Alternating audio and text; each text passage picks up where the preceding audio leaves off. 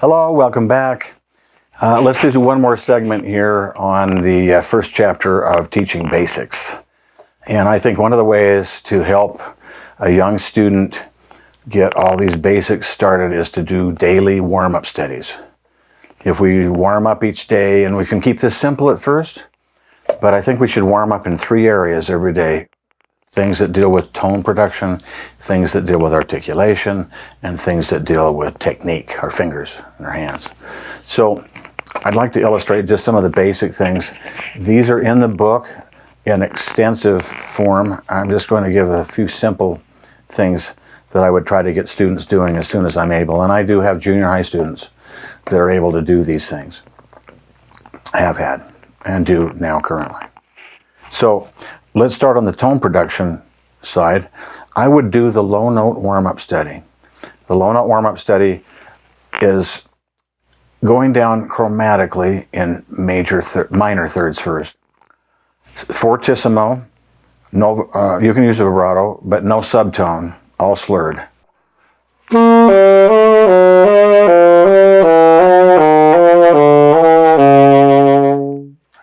Then a half step wider each time, so another chromatic major thirds.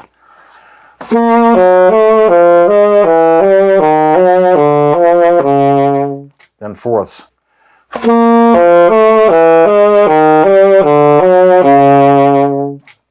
Then augmented fourths, fifths, augmented fifths, and sixths. There's less of them as you go out. By the time you get to the sixth, there's only one. Now you can do this simpler with a young student. You could have them do more diatonic. Instead of chromatic, they could go.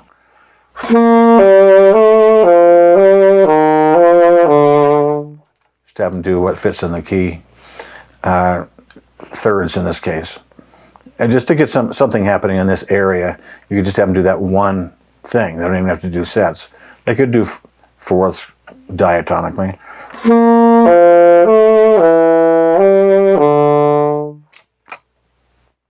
So I'm just sticking to G major at the moment, and I could also do it with A flat or A, but G is usually a good key for kids. So for a simple version of this, I could just do diatonic thirds, say from the G.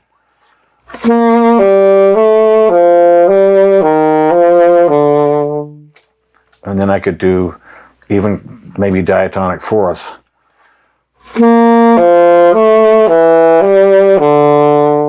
Can't go quite as far. You get less of them as you do wider intervals. Anyway, I could get started in a simple way until finally I can do all of those, until we're finally doing like fifths.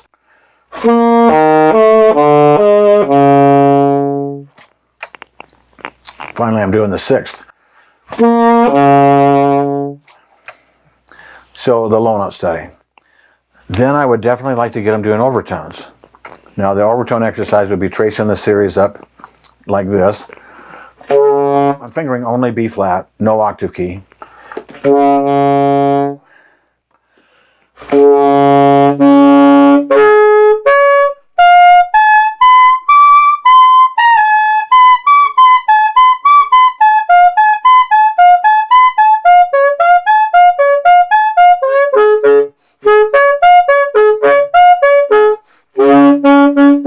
Harder when they're lower.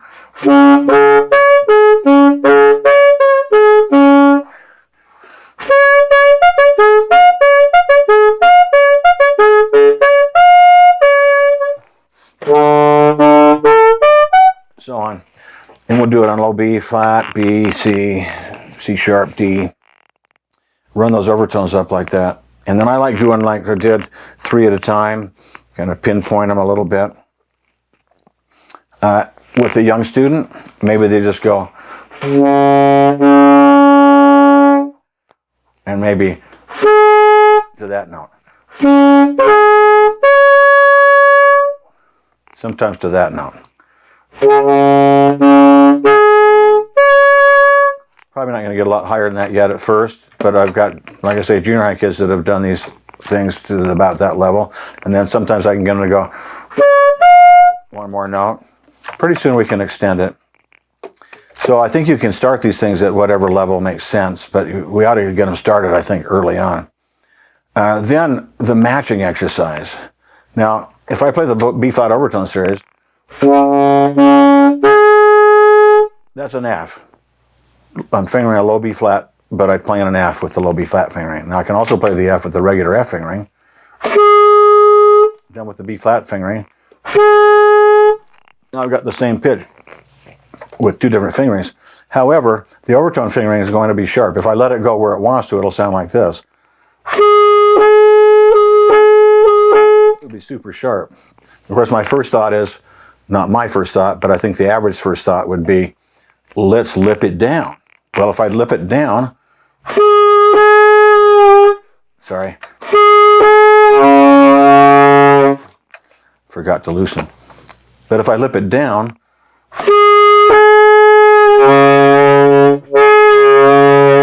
I can't keep the note.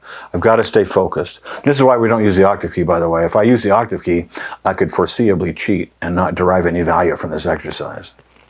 So no octave key. That means I got to keep my embouchure firm, and I've got to use my tongue positioning to bring that note down to pitch.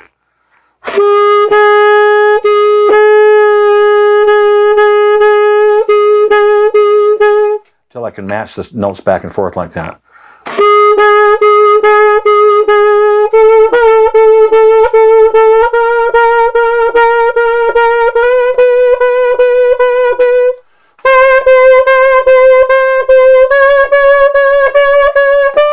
So on.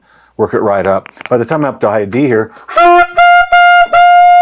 I'm fingering high D with the high D key, palm key, and then I'm fingering high D with the low B flat.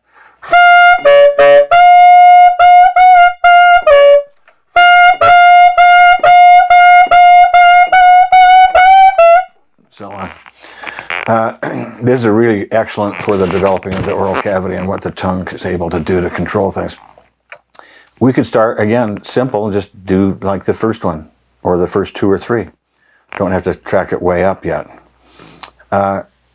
Then I would have the students, I don't know if I'd have them do it right at the beginning on this, but we can play overtone scales. I have a whole page of overtone scales written out in my book. But let's say it's an E flat scale. Now I'm going to play those all with the lowest fingering I can.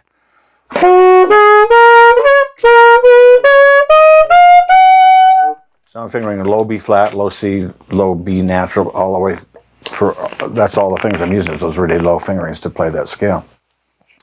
And then I would also want to have the students work on the what I call the flexibility exercise. This is challenging for students, but it sounds like this.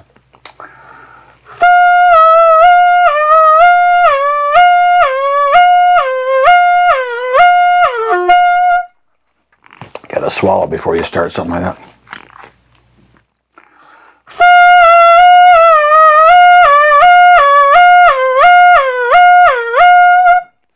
Sometimes I'll have a student work on this by playing the note, by actually fingering the note, and then trying to match without fingering it.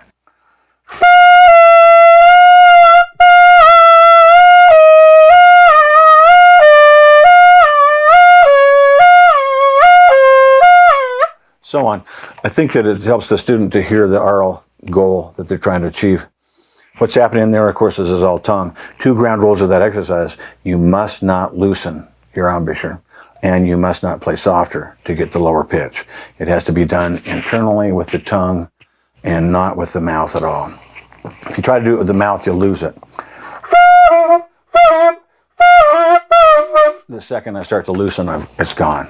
I can't even do the exercise. Must not loosen. So that's a super valuable exercise. It does the same basic thing in your oral cavity that the matching exercise does, kind of through 2 different doors. I think it's helpful to, sometimes a student will get one over the other one, and it helps them get started, and then they can get both of them going after a while. I'd also have them check the mouthpiece. I demonstrated this earlier in one of the earlier videos, playing the chords and scales on the mouthpiece, simple tunes on the mouthpiece. They could even do that pivot tone exercise on the mouthpiece. Not that way. They could do this on the mouthpiece alone, too. From the A that we want them to be able to play on the mouthpiece, we could pivot from that note and go down chromatically like that. So mouthpiece work is really good. And then I would also add the vibrato exercise on the tone production page. Have them do, I demonstrated this in a previous video, but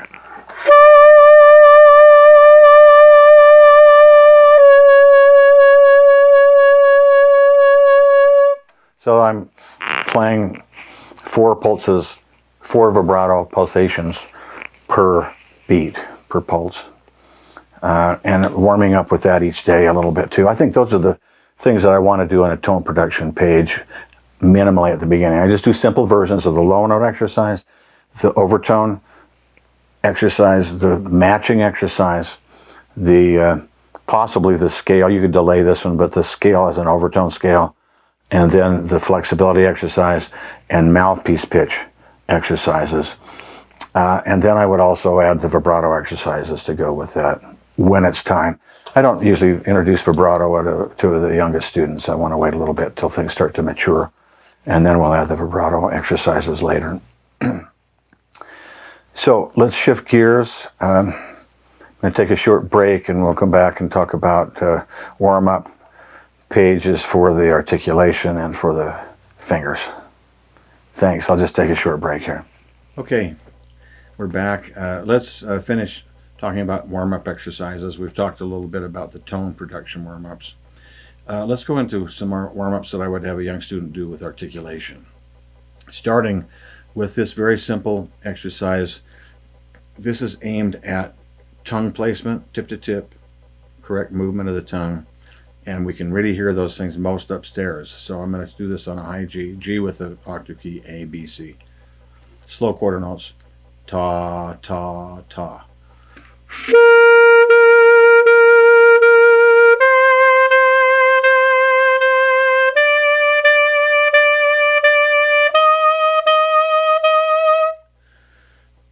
Up there, I'm going to really be able to hear it if we're not touching tip to tip. It'll sound like this.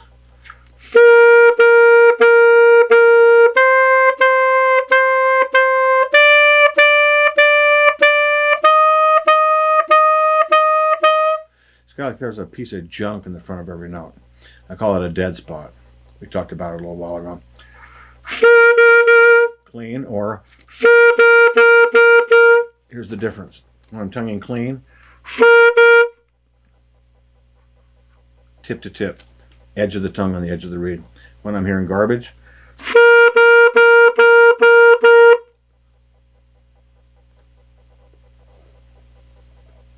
too much tongue touching too much reed causes all that trouble. So I want the student to do that as a warm-up. That way I can hear if there's a problem with the tongue. I'm also going to be watching the throat.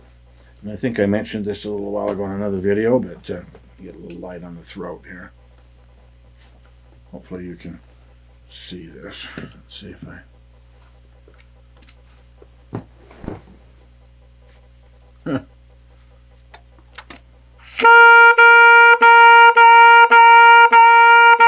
I want it to look like this.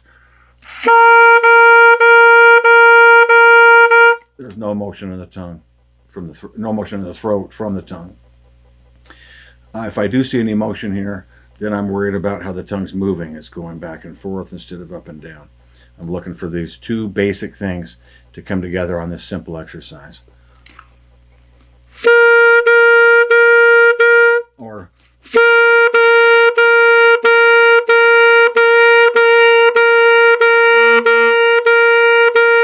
there's movement in here, we've got a problem that I want to address.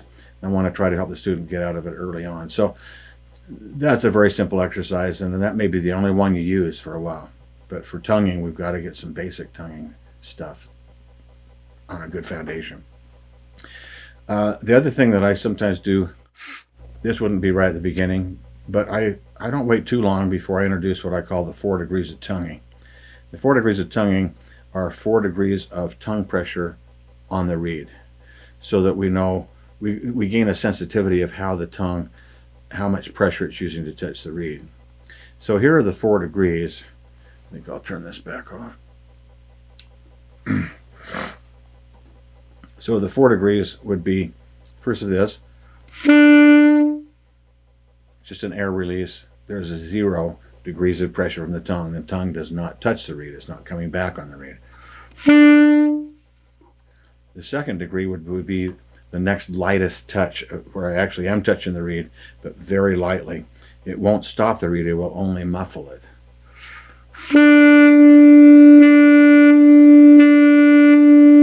I'm not blowing differently, I'm blowing exactly the same the whole time. That's all being done with my tongue.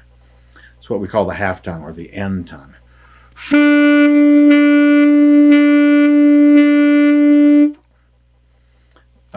The next degree would be when I touch just a little harder.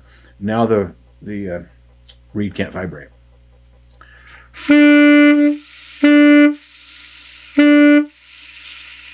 But hopefully you can hear that the air is still passing through the instrument. That's because I'm not smashing the reed off against the mouthpiece, I'm just touching it. There's still openings there that let the air go through the instrument. This would be what I call the third degree of tonguing. It's like a D ending. Todd, Todd. Sorry, I was doing the second degree.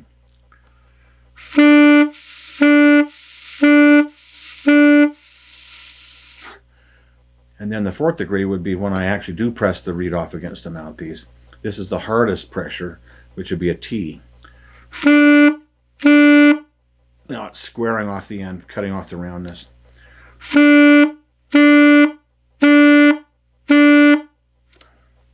So we got in a row, it'll sound like this.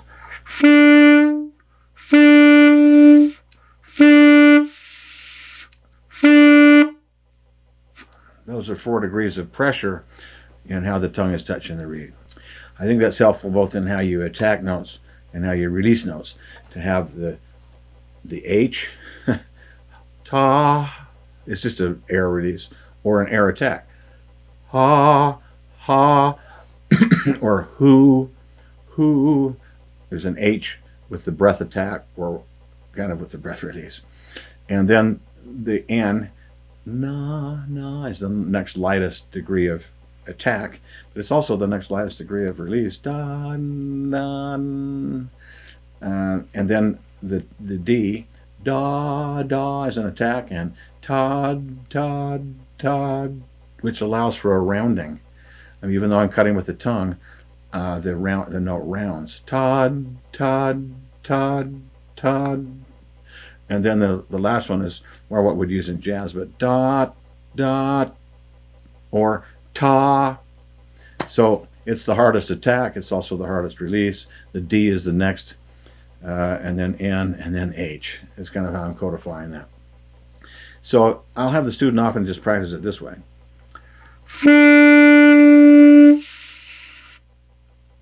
Then put it on different notes.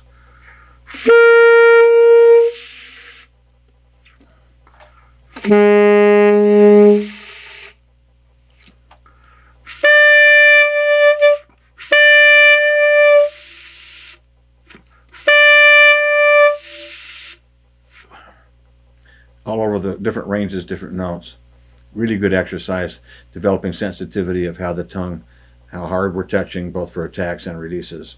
I think it's a great exercise for that, and I will not wait too long, but at a certain point I want to introduce that as a tonguing exercise.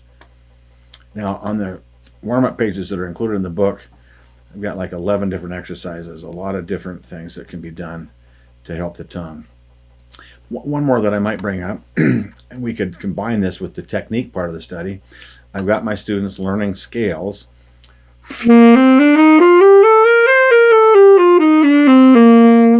Maybe we're not going full range yet.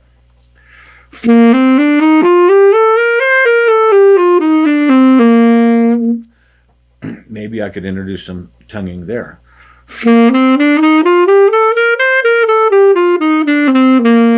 Or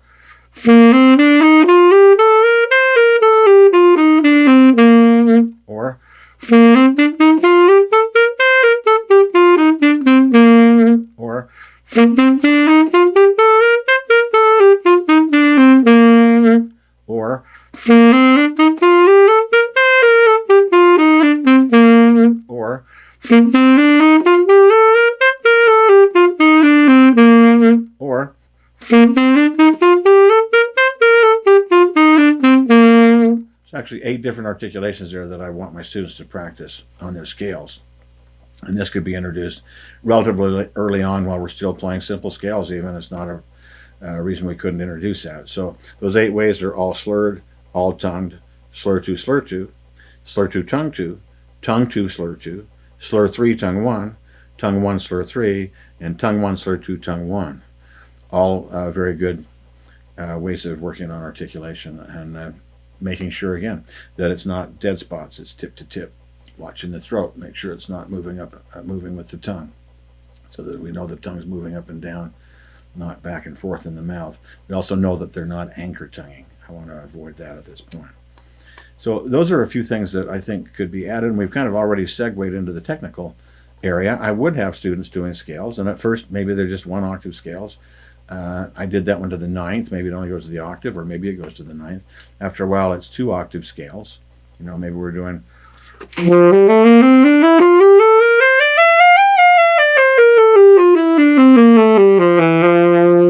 maybe a little simpler than that.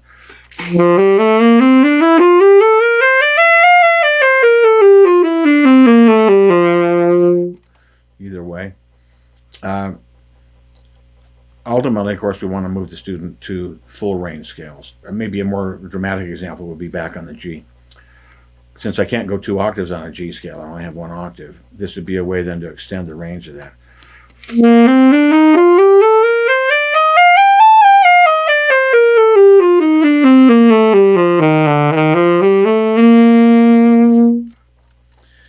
And ultimately, I want to get all my students up to playing full range scales on all their major scales, all 12 keys. I also like them to learn chords. I think we don't spend enough time on chords. And with my classical students, I would have them pair the chords with the scales. Every time they play a scale, immediately turn around and play the chord that goes with it. If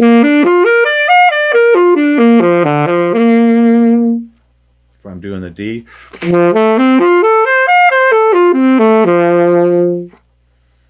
I like to do full range on those too. That's if we just do triads, that's about the full range, I guess, unless we played the highest sharp.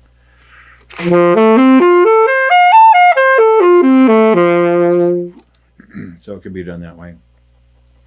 After a little while, I like to extend that to 4 types of chords for my classical students at first, my younger students. So they should know their major chord, then they should be able to turn right around and make that minor.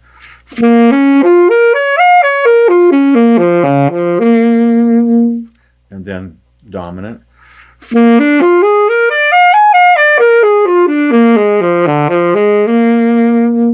Also diminished.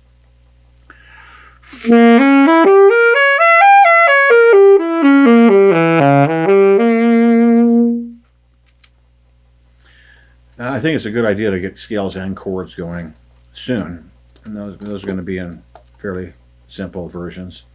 Another one that I might not wait too long to do, could do this fairly near the beginning, is what I call 5-note scales. The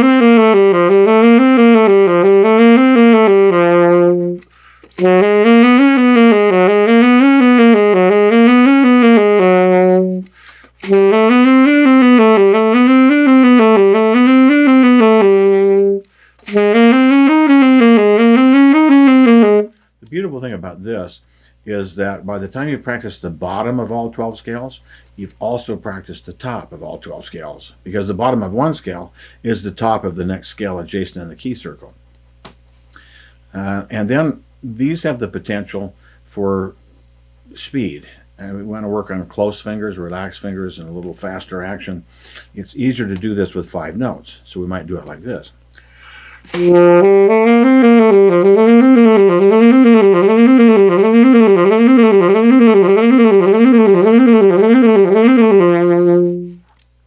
And then up a half step.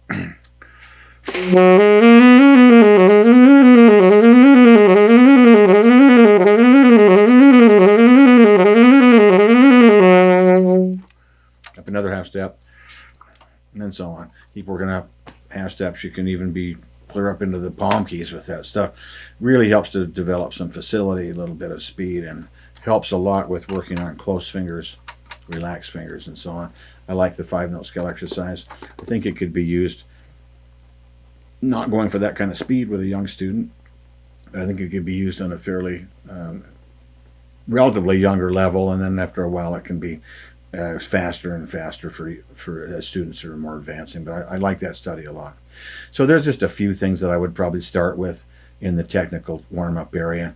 So we've got the tone production warm-up area. We're doing overtones. We're doing the low note study. We're doing matching. We're doing flexibility exercises, mouthpiece pitch. We're even doing vibrato. And then we're doing articulation studies where we've got the ta, ta, ta. We can even do it with da, da, da, by the way, on those slow quarter notes up high, making sure that tip to tip is happening, the up and down is happening. The 4 degrees of tonguing is a great exercise to do near the beginning of that. And then we could also do these technical exercises where we add some tonguing combinations to scale work and to chord work.